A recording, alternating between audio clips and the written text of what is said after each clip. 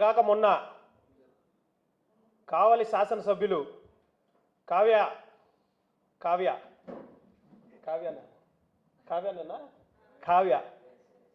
Madam గారు alias Kavya Krishna గారు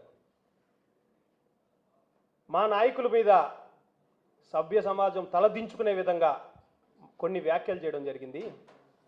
ఏదైతే తెలుగుదేశం పార్టీ రాష్ట్ర వ్యాప్తంగా అంబేద్కర్ రాజ్యాంగాన్ని పక్కన పెట్టి రెడ్ బుక్ రాజ్యాంగాన్ని అమలు పరుస్తుందో అందులో భాగంగా మా నెల్లూరు జిల్లాలో కాకాని గోవర్ధన్ రెడ్డి గారి తర్వాత ప్రసన్న అన్న తర్వాత టార్గెట్ చేసింది కావలి మాజీ శాసనసభ్యులు రామిరెడ్డి ప్రతాప్ కుమార్ రెడ్డి గారి పైన.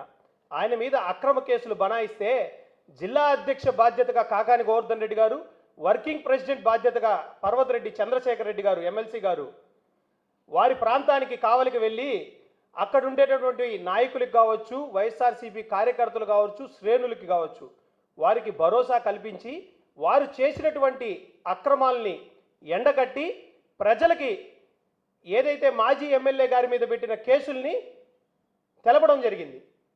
దానికి ఏదైతే రాజకీయ విమర్శే చేశారన్న, ఏదైతే మా నాయకులు ఎవరైతే ఉన్నారో రాజకీయ విమర్శల వరకే వెళ్ళారు. దానికి మొదటిసారి ఎమ్మెల్యేగా ఎన్నికైనటువంటి జాక్పాట్ ఎమ్మెల్యే అయినటువంటి కావలి శాసనసభ్యులు కృష్ణారెడ్డి గారు కావ్య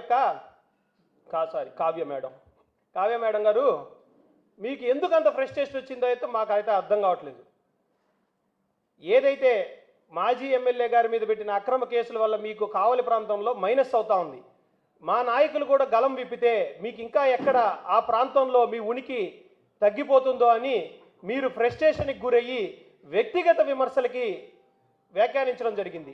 ఆ వ్యక్తిగత విమర్శలు తెలుగుదేశం పార్టీ కావచ్చు, జనసేన కావచ్చు, వైఎస్ఆర్ కాంగ్రెస్ పార్టీ నాయకులు కావచ్చు తల దించుకునే విధంగా మీరు మాట్లాడడం జరిగింది. ప్రతి ఒక్కరు మిమ్మల్ని తిట్టుకునే విధంగా మీరు మాట్లాడడం జరిగింది.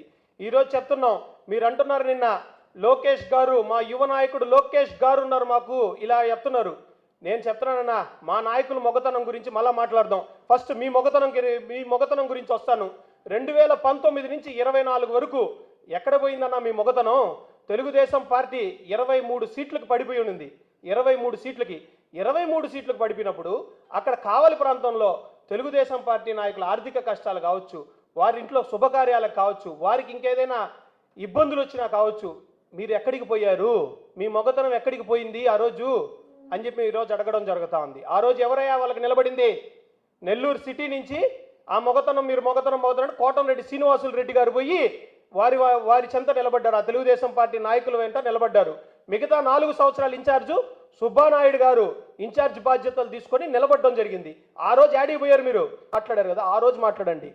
ఆ రోజు మీరు కూర్చోండి, కావలి గ్రౌండ్లో కూర్చొని పోరాడే సత్తా మీకుంది అని చెప్పని ఆ రోజు చూపించండి, మేము నమ్ముతాం.